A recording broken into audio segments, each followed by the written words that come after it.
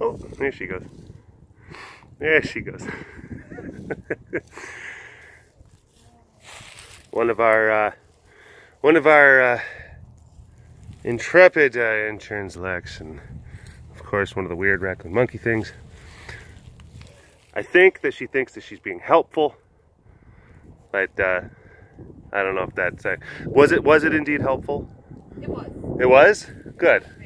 Provides you motivation, like, hey, you're doing really good at raking. Let me just sit on your shoulder. Yeah. Look at me, he's like tilting his head. I didn't film that, but his head was straight, and when I looked at him and my eyes locked, he kind of did like the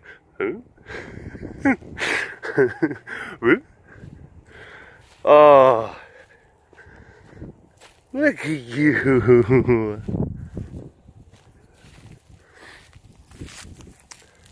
You're very cute. Capture, capture. Oh yeah. Good captures, Ra. Good captures. Oh, stay there, stay there, stay there, stay there. Stay there. Damn it. Yo, you. No. It was that stupid stick. It was that stick. It was like right in front of your face. Ah. Oh, well, this whole thing is ruined. I'm just gonna stop and just delete it.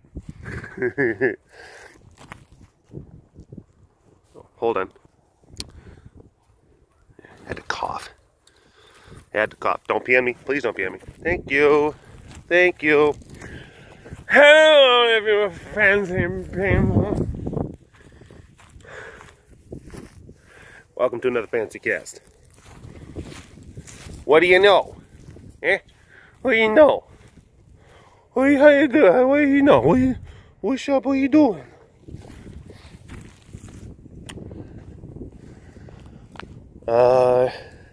There's them boys up there.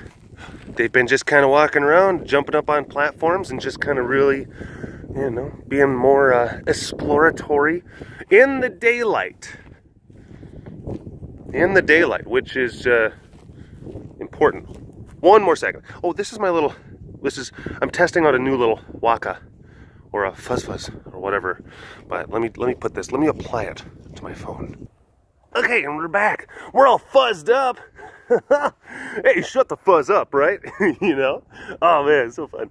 Hi. Hi, Lakai. Hi, Lakai. He's like, ah. Oh, there's Apollo. Apollo's like, what's going on out here? Who are you? Who are you? Excuse me, no solicitors. No solicitors, please. Yeah. He licked my hand earlier. Yeah. Oh. They were just playing. Or maybe they still are. I think Lakai's laying down and Apollo is kind of over top of him, but yeah. Oh, okay. I saw some paws kind of doing that, just like, hey, I'm gonna swipe in your face. Because it's fun, and we're brawlers. Look at that. Look at that guy. Hi, Lakai. Yeah. So, they seem to be doing well. They seem to be doing well. Hi, Boom Boom. Hi, Boom Boom. I feel so bad. I don't think that I filmed either one of these guys at all in the last Walk Around the Compound webcast. I was going to. I saw them, and then I just kind of got sidetracked. I started talking about other stuff, and I didn't film Boomer or Slade at all. At all. Oh man. So sorry about that if you're one of the webcast viewers. You know what? I don't watch the webcast. I only watch the Fancycast. But I'm sure that there's probably a few. At this point, I'm sure there's probably going to be a few comments. And it's gonna fuel people's paranoid delusions.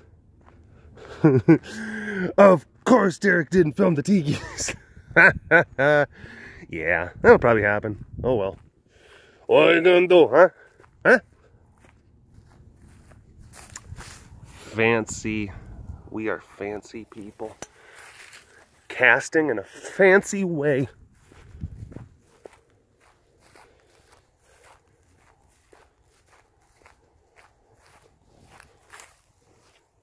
Look at that.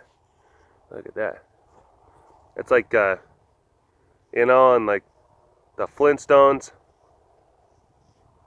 take the big rib cage and they put it on the side of Fred's car and it tips over. Ah, that's hilarious. That's so funny.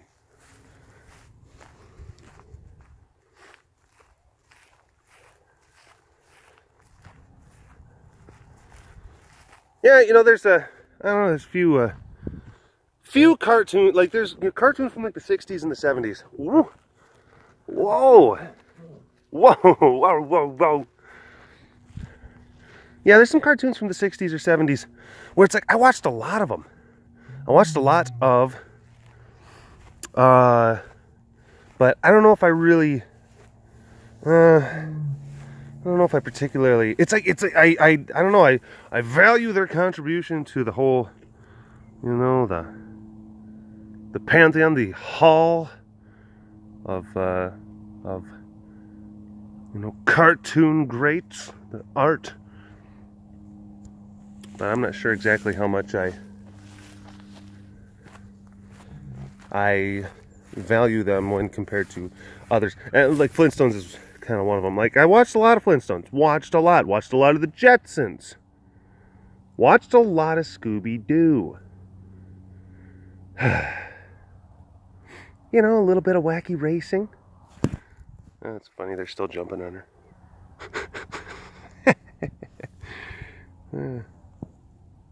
But, I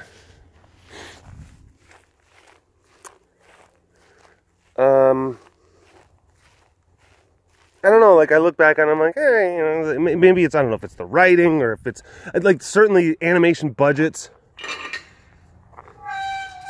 Like, you look at like Underdog.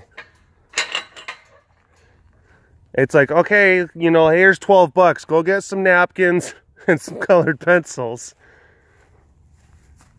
Down at the Woolworths, we're going to make ourselves a cartoon. It's like, oh man.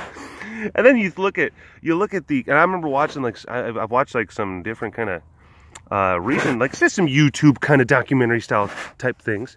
People, kind of YouTube historians talking about certain eras of animation, going into like those kind of golden age. Hi. Hi. Of course, like the Disney, we're talking like the stuff that happened between primarily in like the 30s, 40s, and 50s.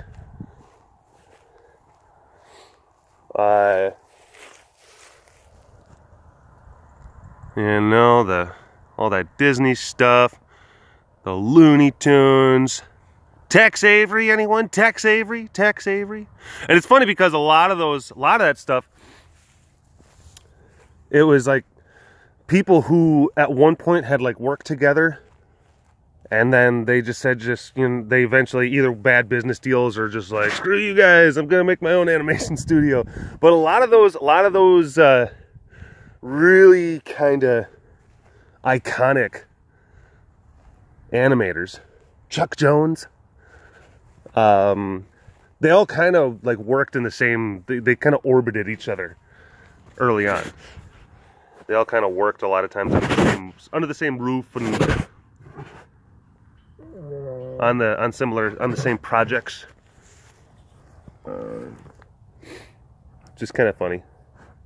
I'm sure that you can kind of like see a lot of different kind of similarities.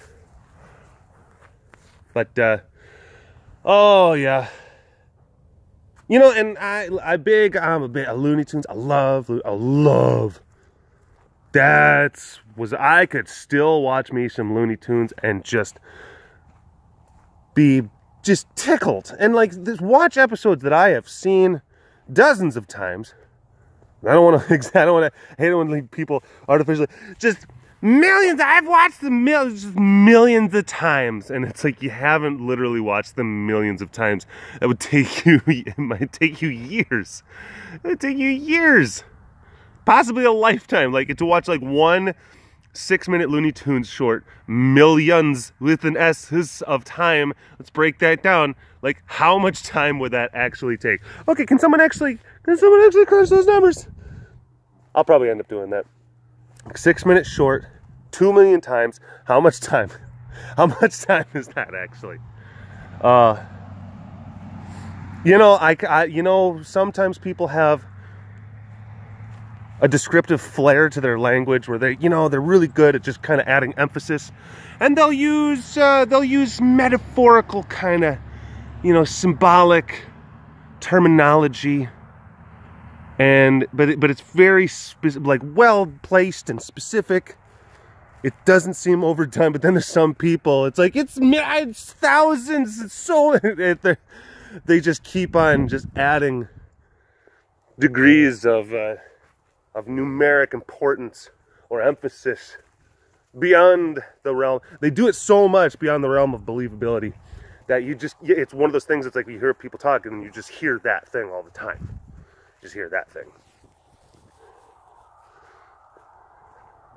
That can be one of my pet peeves, I guess.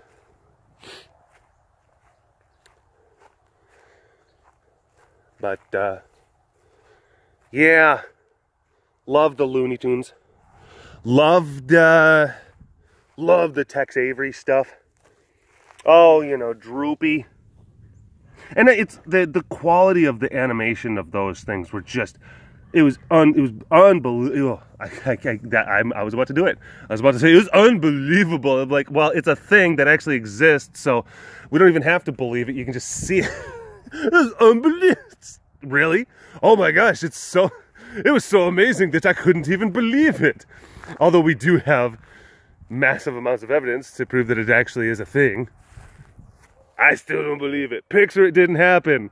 But I guess it's technically animation, which is a lot of pics put together. Hey boys, cool it over there, huh? You stop it, you crazy stripies. You just gotta know how to talk to them. Yeah, it's a lot of pics put into succession and viewed rapidly. I guess, it's fantastic. The quality of animation for some of those golden era Looney Tunes, Tex Avery cartoons, I love. Even as a kid, I could see it. And I remember, because they kept on making Looney Tunes there were iterations of Looney Tunes and Bugs Bunny cartoons that were going on into the 60s and into the 70s, and you could tell again colored pencils and tissue paper.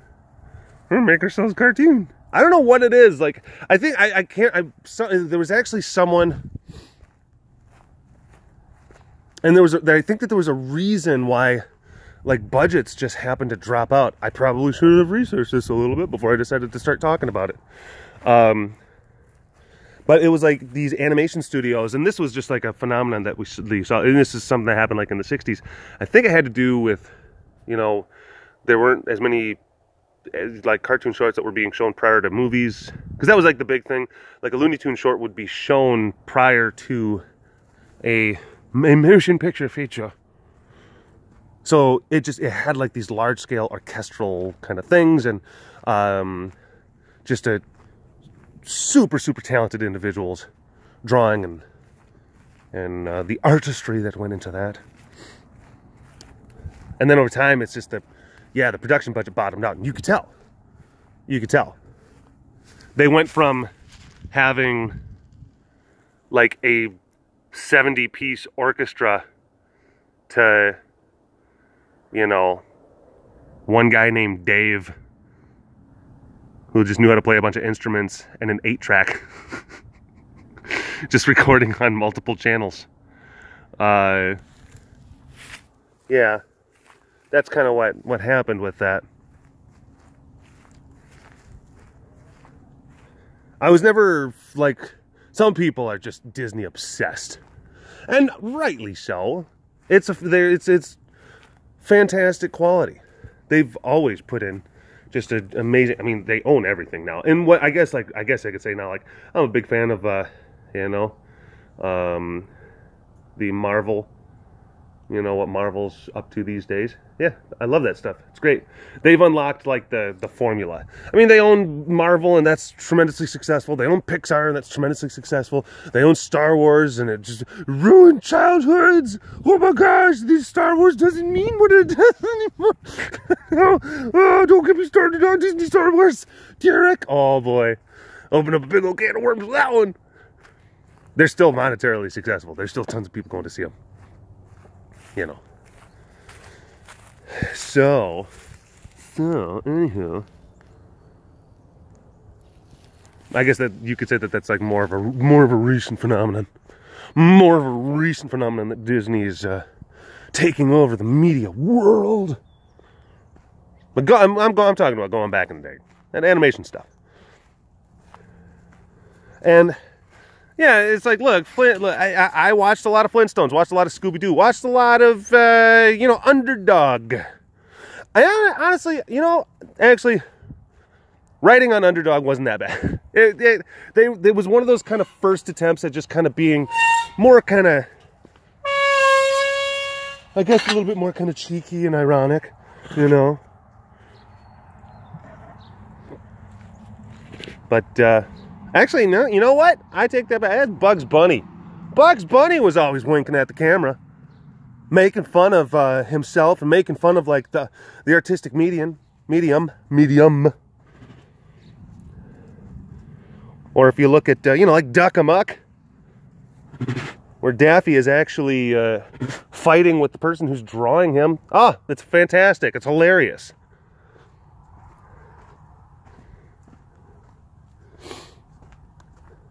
Of course, anytime you bring up those old cartoons, you know, just like, yeah, but there was a lot of like racism and anti-Semitism and stuff like that, and that stuff. I'm like, yeah, it was. But I do like the fact that Warner Brothers, at least, they put the that disclaimer that says it's like, we're going to show these things in their entirety. We're not going to edit them. We're not going to censor them because they are reflective of the kind of the cultural norms and opinions and thoughts and processes and biases of that time. And to do that, to like retroactively edit that stuff, to retroactively edit that stuff would be to kind of alter history in a way. Which I'm like, all right, very cool, Warner Brothers. I like that. I like that. I remember growing up, little kid, and they would show, because, you know, the Looney Tunes, of course, were heavily syndicated. They were shown quite often. You know, Saturday morning cartoon type special, 70s, 80s, 90s. And I watched a lot of me some Looney Tunes. Hi, bud. Really? Goodness and gracious. Oh, that is so funny. You have so many things to say. But I remember seeing episodes of the Looney Tunes when I was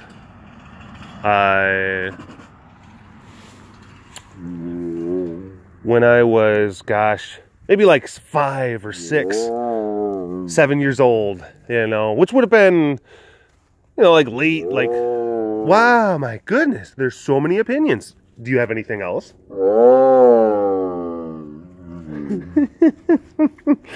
Oh, it's like you're trying to talk to me. It's so funny. Hi, bud. It's like, he is trying to talk to you, Derek. He is. You're just not listening. My mistake. So, yeah, I like 5, 6, 7, that would have been like 89, 90, 91, 92 kind of time frame that we're talking about. I remember watching Looney Tunes at that time. And then fast forward maybe only like 7 or 8 years. You know? 14, 15 years old. Something like that. And of course, you know, just like, hey, look, I was still a connoisseur of cartoons. I still loved when I, you know, in my teenage years. Yeah, it was great. And I would actually watch them for, at that point when I was older, I would watch them for more of the artistic aesthetic, and I just appreciated them. Whoa, crazy pants. She's like, I'm not ready. I gotta get set up. Oh no. Is it Fancycast time already? Oh goodness gracious. I have to go put my face on. Selena, where'd you go? I'm gonna come out. I'm gonna come get you. Whoa, whoa. My gosh, you're crazy. And you're crazy too. Whoa. But yeah. I remember watching the same cartoons, you know, just a few years later, and heavily edited in like less than a 10-year time span, I would say. Whoa.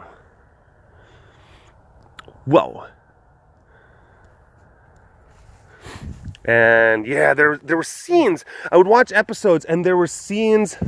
And I didn't know exactly what it is that I was watching or what I was looking at when I was really young. I'm just like, oh, okay, well, that's just Looney Tunes.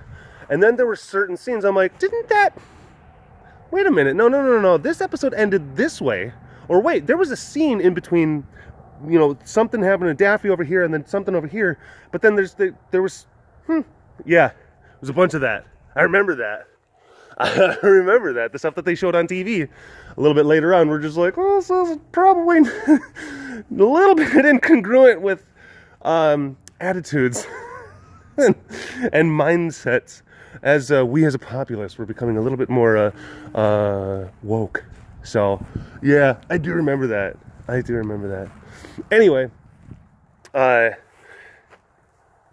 me, it doesn't. Even though just being aware of that stuff and some of those things that kind of went into the original inception, I can kind of separate that element of it and still admire the artistic merit and the artistic achievement of what these individuals in these animation studios were able to kind of craft and cultivate.